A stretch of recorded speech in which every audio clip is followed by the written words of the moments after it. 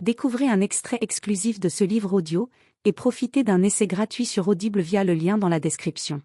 Jusqu'à moi. Première partie. Chapitre 1. 3 mois plus tôt. Millie. J'adore cette maison. J'aime tout dans cette maison. La cour de devant, immense, et le jardin à l'arrière, encore plus immense. Même si les deux sont couverts d'une pelouse qui tend dangereusement vers le marron.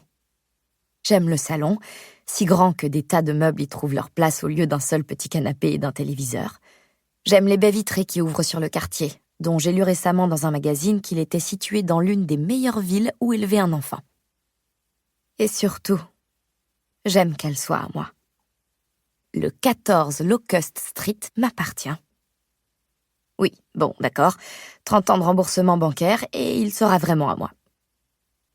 En laissant courir mes doigts sur le mur de notre nouveau salon, je ne peux m'empêcher de penser à la chance que j'ai, puis d'approcher mon visage pour admirer le papier peint à fleurs fraîchement posé. « Maman embrasse encore la maison !» couine une voix derrière moi. Je m'écarte aussitôt du mur, même si ce n'est pas comme si mon fils de 9 ans m'avait surprise avec un amant secret. Je n'ai pas honte de mon amour pour cette maison.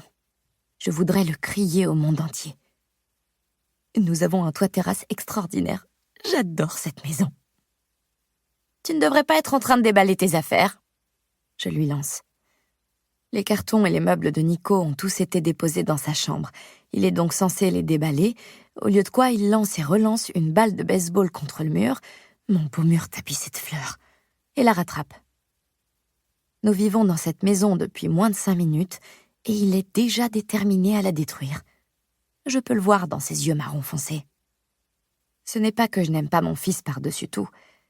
Placé dans l'une de ces situations hypothétiques où je devrais choisir entre la vie de Nico et la maison, bien sûr que je choisirais Nico, sans l'ombre d'un doute.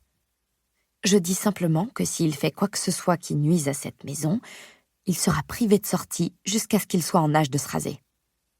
« Je déballerai mes affaires demain », réplique-t-il. Sa philosophie de vie revient, de manière générale, à tout remettre au lendemain. « Ou maintenant ?» je suggère. Nico lance la balle en l'air où elle effleure le plafond. À peine. Si nous avions quoi que ce soit de précieux dans cette demeure, je serais en train de faire une crise cardiaque.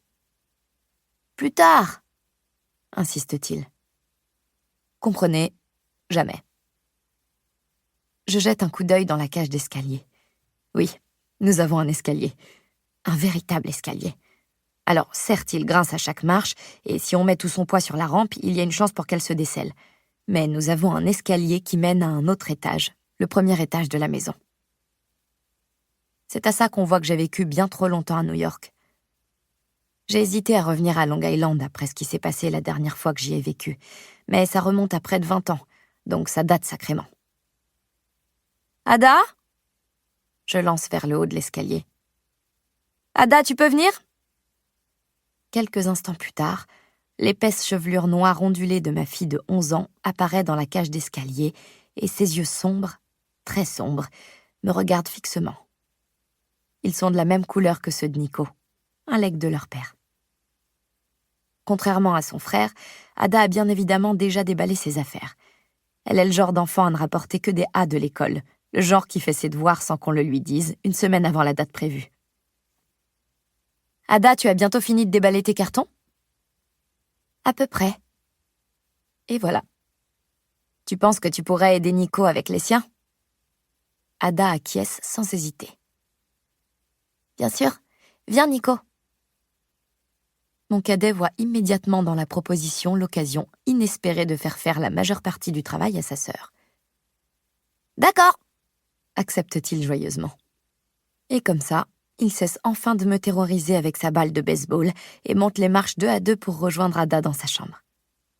Je m'apprête à recommander à ma fille de ne pas faire tout le travail à la place de son frère, mais c'est peine perdue. À l'heure qu'il est, j'ai moi-même une 60aine de cartons qui m'attendent. Du moment que le travail est fait, ça me va. Nous avons eu beaucoup de chance d'obtenir cette maison. Nous avons perdu une demi-douzaine d'enchères dans des quartiers qui n'étaient même pas aussi charmants que celui-ci. Je ne pensais pas que nous avions la moindre chance de l'emporter sur cet ancien corps de ferme si pittoresque, dans une ville où les écoles publiques sont aussi cotées. Livre audio complet gratuit disponible en description de cette vidéo.